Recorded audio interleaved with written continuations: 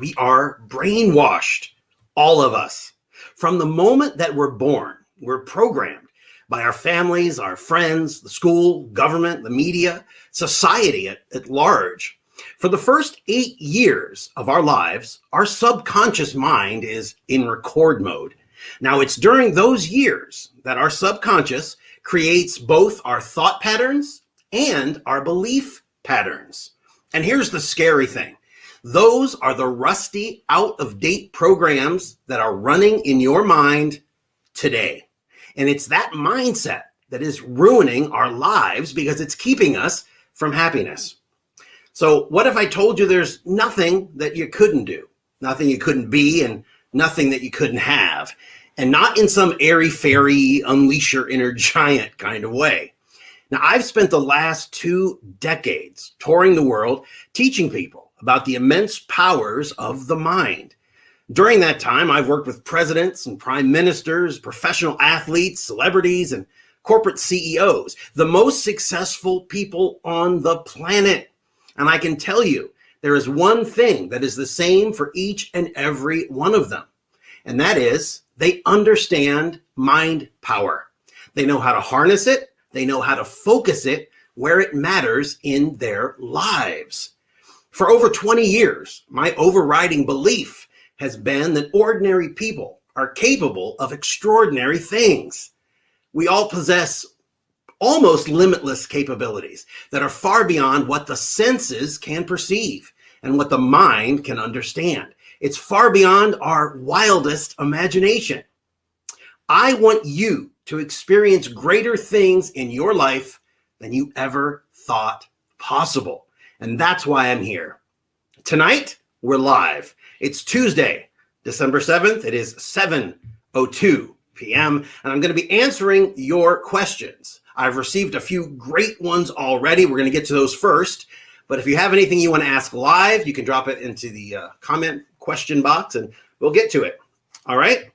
So all you got to do is sit back, relax, open your mind, and we're going to go through this together. By the way, tonight, if you stay here till the end, I'm giving everyone who attends this Q&A a free copy of my book, The Secrets of Mind Control. It's a $30 value, my gift to you. And trust me, you want this book. If you deal with fear and anxiety in your life, if you're avoiding situations because of it, trying to avoid emotions, this work will help you reclaim your life because you'll get your life back from crippling anxiety. And I've got a step-by-step approach in there.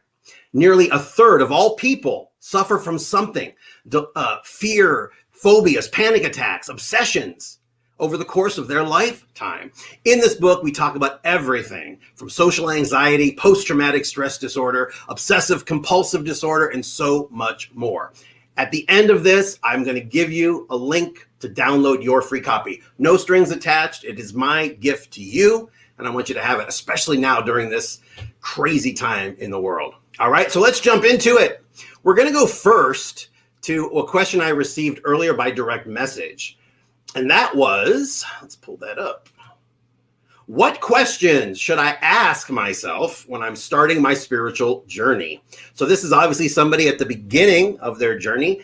We're all on it, and we're all in different places on that journey. And there's really no end to it. So if you're anywhere along the path, welcome, and you're winning. Because just being aware is 90% of this battle, this mental battle. So we're going to go deep into it. Questions you should ask yourself when you start a spiritual journey. The thing is, spirituality is misunderstood, especially if you're putting it up against religion. So a lot of times people are conflicted. It's kind of a misunderstood concept, but it's a journey nonetheless. And it's a journey of self-discovery. Because you're going to come to a realization of not only who you are, but who you really want to be. Not who the neighbors wanted you to be or your parents wanted you to be. It's who you want to be. Spirituality represents a challenge of reaching beyond those normal levels. That's why 95% of self-help, self-improvement doesn't seem to work. And it's not the person's fault, you know? So I'm going to give you 12 questions that you need to answer yourself if you want to see results. And of course you do. Transformation is what we're going for. Change isn't enough. You want to be the butterfly that can't go back and become the caterpillar because of transformation. So I'm going to ask you some questions. We're going to do this together. I want you to take a moment with each question, think about it. And we'll do this live because I've put this together. I've worked on this all day today. I've carefully selected what to ask because it's going to spark your conscious and your subconscious mind into action. So you need a moment or two to answer carefully. So right now, it's like you're here with me. Just find a comfortable spot, relax, and start thinking. You don't have to write your answers down. If you're near a pad or your journal, you can certainly do that. Writing your answers along with it would be beneficial down in the long run when you come back to it, but not a problem. All right. So let's get to the questions. These are the questions that you need to be asking yourself. Question number 1, who are the people with the greatest impact on my life? You want to identify the people who have influenced your lifeline. You want to keep those people who have positive effects in your life. You want to discard those people who bring negativity. And you know who they are. And if there's someone close, a close family member, maybe cutting them completely loose isn't going to be possible, but you can definitely change the way it plays out. So the first question, who are the people with the greatest impact in my life? All right. Question number 2, how have these people affected me until now, until today? You want to determine how those people you love have influenced the way that you believe. When we're born, everything is amazing and new, and we're blank. We have nothing downloaded into us yet. It is our parents that teach us right and wrong in their eyes, religion in their eyes. So we are programmed. So I want you to try to remember incidents from the past. Try to think about special occasions. Try to think about situations that are somehow connected with your spiritual beliefs. So how have these people affected me until today? And question number 3, who is the person with whom I feel the most comfortable? Think about it. Who is the person that you feel the most comfortable around? This is critical. Like Joel Bauer says, mission critical. Because among all the people in your close circle, there has to be someone who is more special than anyone else. Why is that? Because he or she has such a positive effect on you. So find this person and keep in touch with them as often as possible. Question number 4. This is where the rubber starts to hit the road. What is the ideal job for me? Now, not just what is the ideal job for me, but what if there was no money in the world, right? What would you do then? Now, I understand that's more than one question, but you want to realize what is your best area of expertise?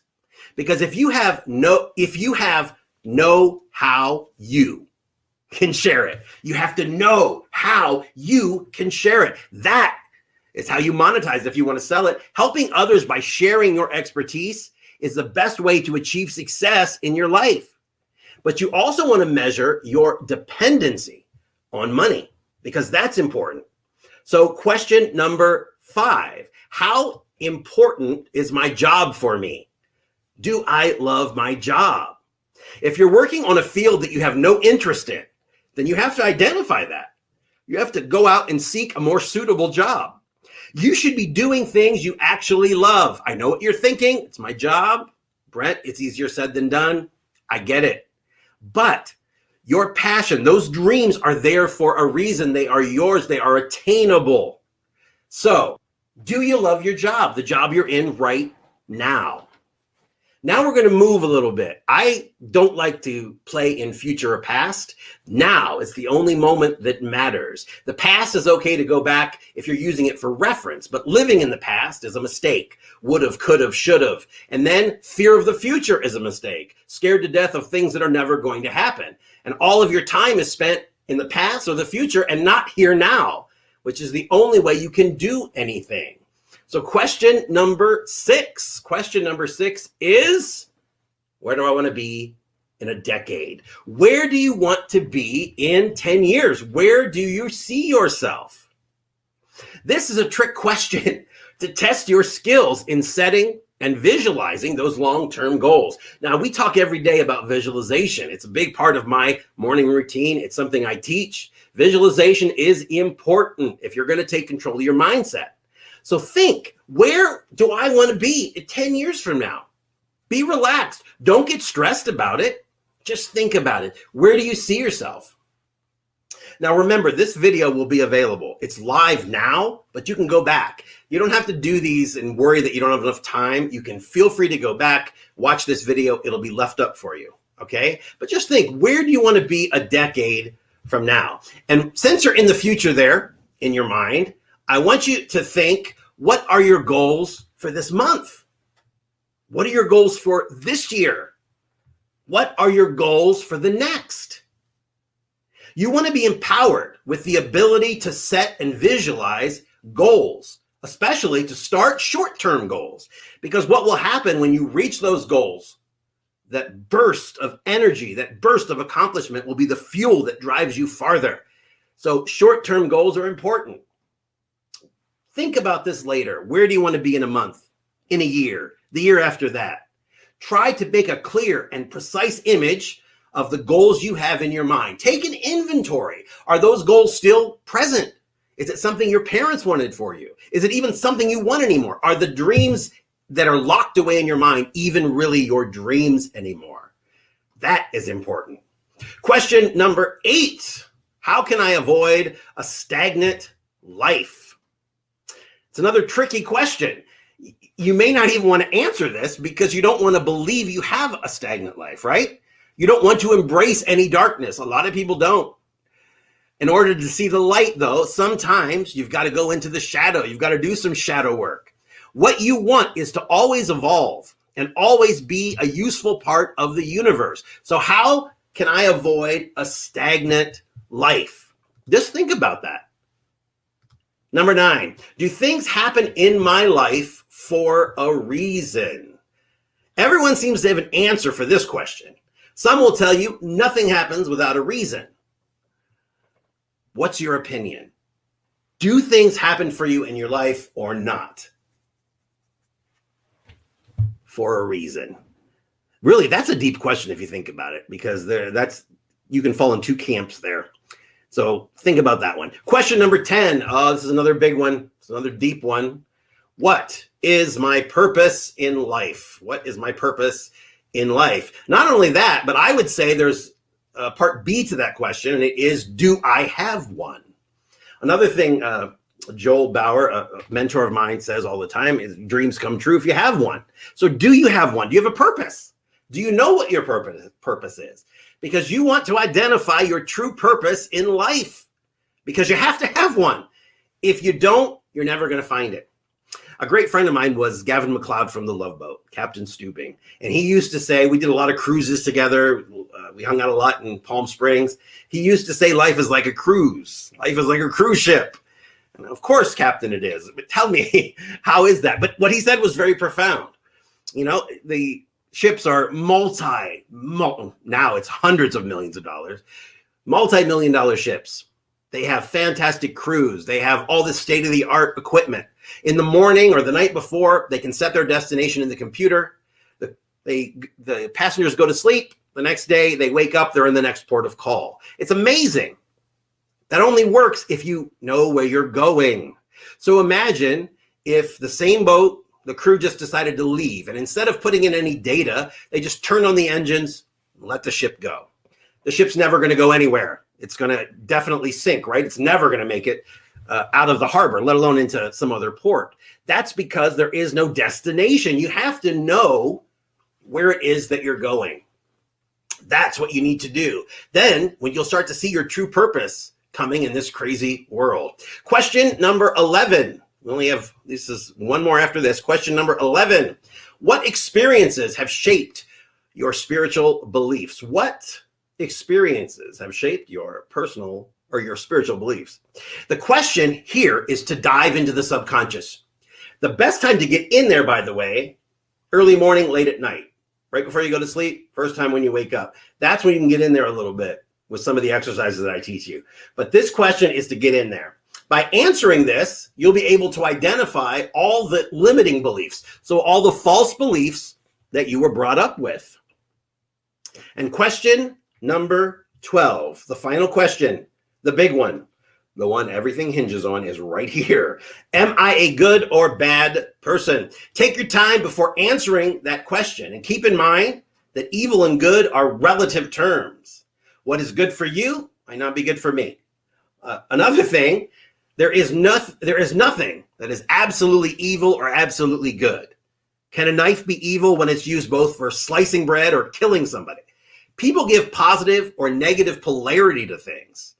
Is the internet a work of evil or good? So these are 12 spiritual questions you should be asking yourself if you're just starting out on your spiritual journey, or if you want to do a little pit stop and just check in with yourself. All you have to do now is go back, watch this video again, and perform this exercise, and really do yourself a favor, write down the answers.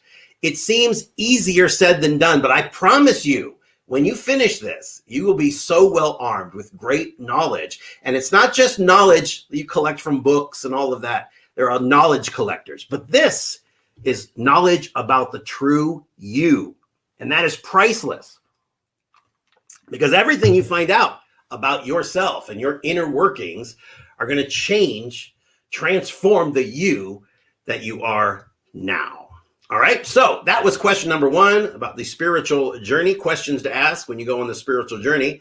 The next question comes from one of our moderators in our Facebook community, Lorianne. She wants to know, how do I stop? So she's saying she's empathetic, she's compassionate, and she's expecting that from other people. So I keep breaking my own heart and it hurts. So what should I do? That is a great question, Lorianne. We'll dive into that. One thing you have to do, and I want you to keep this in mind, all right? Keep this phrase in mind. You have to stop expecting you in other people. Just remember that.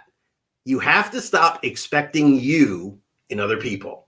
Now, it's nasty, it's logical, but there's part of me, that thinks about this. We're always told we're imperfectly perfect. We're told to focus on our positive qualities. So what we do is we start looking for that same sense of perfection in other people, to see the good in others, except we're looking for that good to measure up to our own perceived goodness. And when we don't get it from other people, we're left disappointed. I know you've been there the same as I have. I used to do that all the time in the past. People suck. Why is it so hard to find people who are compassionate? All the good ones are gone, etc., etc. But what exactly makes up a good, genuine, decent human being? Universal qualities like kindness and being respectful and compassionate and giving. We start to forget that those qualities may only be seen in the way we expect to see them. A person is nice because they let someone behind them go ahead to the grocery store because they only had a few things, yet you were next behind with only a few items, as well as that person didn't let you go in front. Now they're suddenly inconsiderate because your expectation of them was let down. Meeting expectations is something that still I suffer with, but I used to battle constantly. I used to be convinced that people were impossible to please, and that included myself. Obviously, because my needs and my wants change daily, even hourly. So now as an adult, I'm seeing how this made me fearful and early on codependent in ways I had to change. I always felt I had to work at maintaining people's different expectations of me, and I had to hate the parts of myself that other people didn't like. This ultimately made me resentful of other people, but I also hated the fear of disappointing others and feeling disconnected and feeling unworthy or not enough. They tell us all the time people's opinions of us shouldn't matter. And of course, they really shouldn't, but that's not true because to us, they do matter, especially the opinions of those we love and care about. So this fear becomes a big internal struggle for people as they grow up and become adults. They're trying to figure out who they are, who I truly am. And they're doing that because they're conditioned to believe that others' perceptions of them was true. And so it's very, very difficult to unpack that for some people. The big takeaway, and it's a conscious mistake we all make in life, is understanding how expecting to see yourself in other people can have such a negative impact on your mental health, on your overall happiness. Because if you live your life based on your expectations of others, you are going to live a slow, painful life. We have to stop expecting to see us in other people. So, what are some of the things we need to stop? First, we need to stop expecting others to fulfill us or make us whole. There isn't anyone on earth who knows you best, nor has the power and the duty to your happiness or purpose in this life. Just like they say money can't buy happiness, stability may be one thing, luxuries are another. Some of the richest people in the world, and I have worked with and met some people that would blow your mind. They're still some of the unhappiest and the most unfulfilled. Nothing, no one is responsible for making you completely happy or fulfilled except for you. We go all over the world trying to find someone to make me happy. When I get this job, I'll finally be happy. When I get this car, this house, this, that, this, and it puts happiness off in the distant future. First, you grant yourself happiness because happiness is a thing that's inside.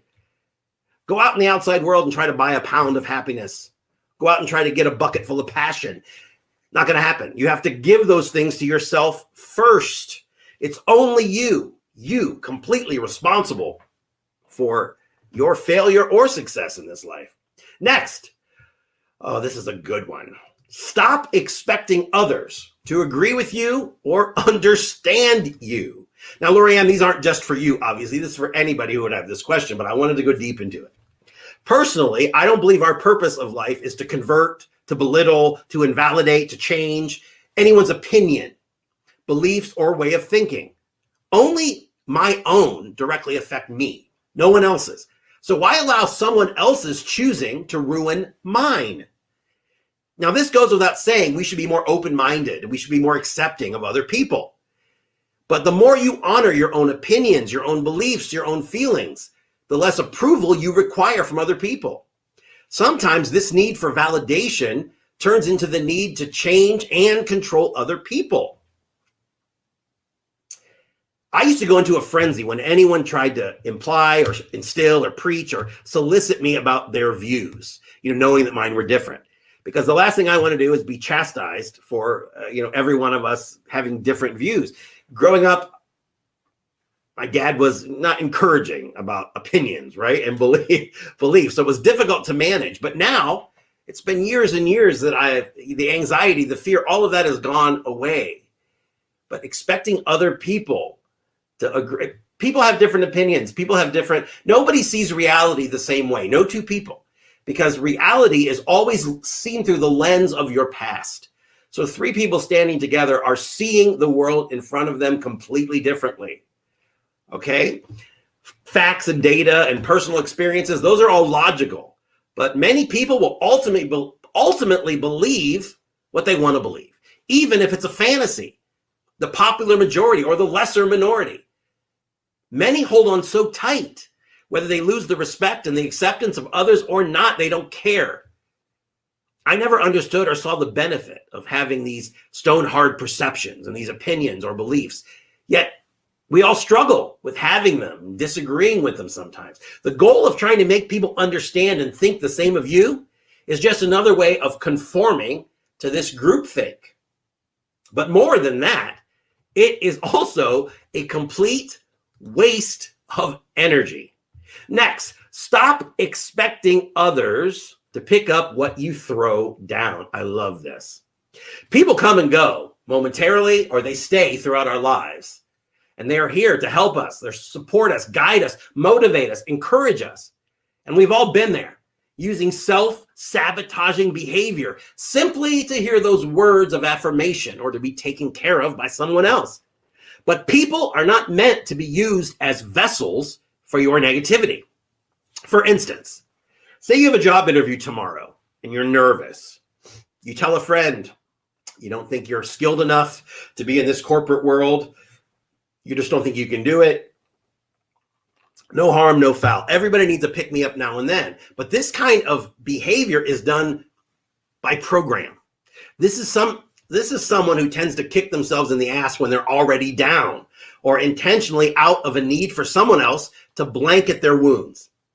Times get tough, and it's reassuring to have those in your life you know you can rely on, love you, guide you. But relying on others to save you and essentially bringing them down with you, it's a surefire way to live in constant, repetitive misery.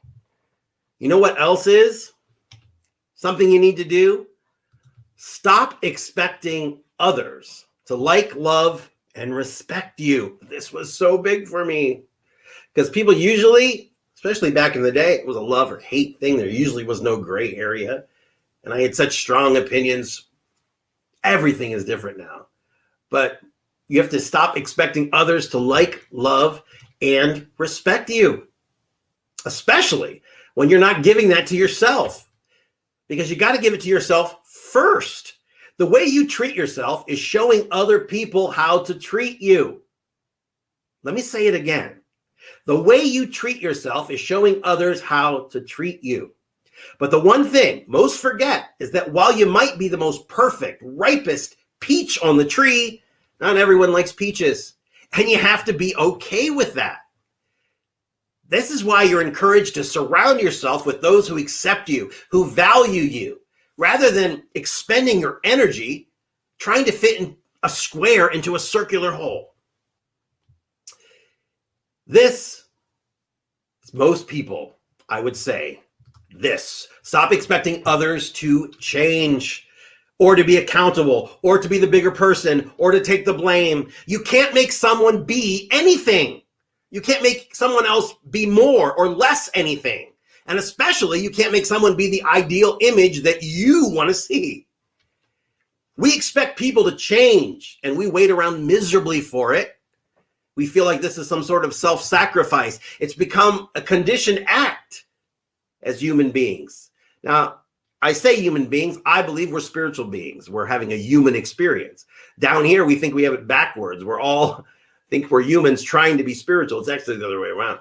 Change is very personal, and change is very individual. It's a self-choice. When change is genuine, it will occur not because you want it to, or not because you prayed for it, or not because you think it's the best thing to do. The other person has to want it. That's the only way it happens. That's the catalyst for change. So maybe they see you and they are motivated by your change. That's okay. That's a great thing to do. But trying to force someone, tell someone, that never works. But you could be the example that makes others change. And you let them see the value in it themselves. So when there are things you want to change about your relationship, your partner, your kids, your friends, it's because you are wanting access to something you can't control. The only person you can control and change is you. If you remember that, so many problems just fall away. They can't hold up to that sentence. The only person who can control you, the only opinion that really matters, the only person that's in control of this, your reality, inner reality, the reality in your head, we all have one. That is actually your primary reality. The outer world is reality too, but we're all in it backwards. We have all these things going on in the outer world and we take it in. It's actually the other way around. We're control freaks. What else do you need to stop expecting? How about this? Stop expecting an apology. Stop expecting closure. Stop expecting forgiveness. Because the hard truth is, You don't always get it. The person may have passed, the person may be hard-headed, the person may be one of a million different things. But frankly, it doesn't matter because you don't need it. You don't need I'm sorry. You don't need I forgive you to move on and be happy because they've got you trapped. They are still winning if they are, and I have clients and students that are controlled by a parent who's been dead for 30 years. You're allowing someone else's approval to control you and to control your happiness. And guess what? Then it might not come. And ultimately, it's never going to change the situation. Be the one brave enough to give yourself the closure you need. Be the one who's strong enough to forgive yourself. Every morning, part of my morning routine, I do meditation. I do transcendental meditation. I do visualization and affirmations. I do gratitude. But I also forgive myself. And I forgive the people I care about. And I forgive people from my past. And I let go of that. You got to take off the chains that you allow. It's like you are wrapped up in chains and locks your entire life and never realize you've got the key in your pocket. It's time to drop those chains and step out into your life. Just a few more. I have a couple of more. These last few, I just felt so deep about. Stop expecting others to be happy. Stop expecting others to be happy. You're driving along, you're minding your own business. There's that one person that cuts you off. They swerve across 3 lanes, slam on their brakes, beeps at the car in front of them for driving too slow. All these curse words, people yelling at themselves. I'm thinking, dude, chill out. What the person did was uncalled for, was unnecessary. And this is just a light example. But at the same time, you weren't taking into consideration they could have been dealing with an emergency, even if it was just racing home to go to the bathroom. You know, I remember going 90 miles an hour down the highway the night my dad died, and I got the call. You don't know what's going on. But the easiest way to start making changes in your life, and I kid you not, is traffic. See what you do in traffic. Those are the easiest things to do. The guy in front of you is driving slow. You're yelling. You're cussing. You're having a whole 2-way conversation with this guy. He has no idea. You're yelling at him in your head. You're doing his part, your part. You're creating stress and anxiety in your body. Chill out about it. Driving is the easiest way to start because without even realizing it, we consciously assume, we dismiss, we label people, we invalidate the way people are feeling, and we do it all the time. Everyone has their own internal battle, their own internal struggle. Yet we always expect to see other people's light. We don't want to see their darkness. It's really not that hard to be happy, even when you're not, for the sake of other people, right? See how bad that sounds? It's really not that hard to be happy, even when you're not, just for the sake of others. It's not right, right? It's important that while everyone should embrace their light, that in no way means you should ignore the darkness, and especially your own. Shadow work is so important when you're on your spiritual journey. Now, being a 25-year entertainer, speaker who's performed all over the world, known as the mastermind, that I couldn't go without this one. Stop expecting others to read your mind. If I could give you one piece of advice, this is it. People always looking for one thing I could do. This is it. When it comes to your personal relationships, it comes to your friendships, we all want partners, we all want friends, we all want family members to make us happy without having to ask them, right? That's fine. I get it. But expecting a connection between others to have a basic, consistent flow without effort, without direction, without expression, it's always going to be a dead end game. Your wants and your needs and your desires, they change all the time, daily, hourly. Today, your desire may be to have a clean house and finish the book that you're reading. Tomorrow, maybe it's accomplish work so you can have a 3-day weekend and you can take a painting class. Yours is different from everyone else's. If one day you need someone's support, but the next day you need time alone, the only way you'll get that is to tell them, because they are not mind readers. If one day you're social and the next day you're locked away somewhere, you got to communicate that. When you're expecting other people to read your mind, what are you doing? You're setting them up to fail. You're setting them up to look like the failure. And when your expectations aren't met, then you bitch about it. Those complaints are hidden desires. and only you know what they are. When you complain to your partner or anyone that you both never do anything fun or whatever it is, you're expecting them to read your mind, to discover the hidden desire behind your complaint. That's because you're hoping for a specific end result. Maybe you want your partner to step up, make you happy, do more date nights without being asked. This is why most will say when they tell their partner to step up on date night, and they do, it often feels forced. Easy answer, it is. That's because your hidden desire actually has nothing to do with them. Yet it's easier to simply blame someone else because that's who is expected to fulfill them. So it's no wonder we're often so disappointed. In order to have that organic intimacy, that natural connection, you have to express, you have to use your voice, you have to communicate your true desires, not expect your partner to read your mind. So the true desire behind the complaint that you're having, so say this idea that you never go out together may really be that you want to try some new restaurant in town, see some movie that's out now or something. So see, there's something behind it. And finally, last but not least, what else do you need to stop doing? You need to stop expecting a specific outcome or an end result. If you get rid of the idea that the world has to be the way you want it, things have to be the way you want it. I want this, I don't want that. I'm going on a picnic, so it can't rain. It's got to blah, blah, blah, blah. You are setting yourself up for a life of misery because you've pitted yourself against the universe. You think things have to be this way to make me happy. They can't be this way, and on and on and on. Nobody can make you feel inferior or anything without your consent. The crazy thing is people still consent to so much negativity in order to get a specific outcome. What does that mean? Well, we consent to anger. We consent to offense. We consent to disappointment simply because we're expecting validation and gratification as the result. When things don't go our way, we expect compensation. When we go above and beyond or do things for others, we expect something in return. Sometimes we expect something from nothing. This is the quickest way to disappointment. Life will not always be fair. Life will not always be easy. And people will usually not live up to your expectations. But you are also not meant to live up to other people's expectations.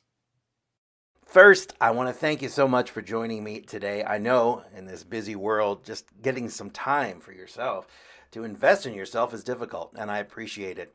Everything that I taught you here this evening, these are all tactics, strategies that you can start using right now if you really want to make change in your life. Now, as promised, for a free copy of my book, The Secrets of Mind Control, you can get it right now. Go to brentwebb.com/free-book. It's brentwebb.com/free-book. I know you're going to enjoy it. It's going to make so much impact in your life.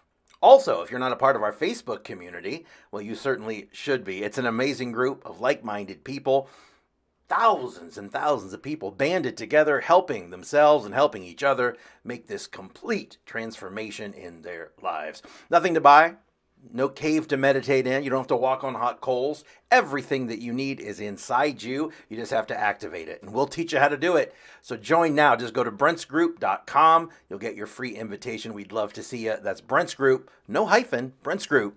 That's all I got for you today. I'll be back again next Wednesday evening with another live episode of Mind Power Secrets. And keep those comments and those messages coming. If you have any questions or anything you want to talk about, just send me a private message, and we will certainly get to that. All right, so thanks so much. Enjoy your week, and remember, don't worry, be happy and feel good. I'll see you soon.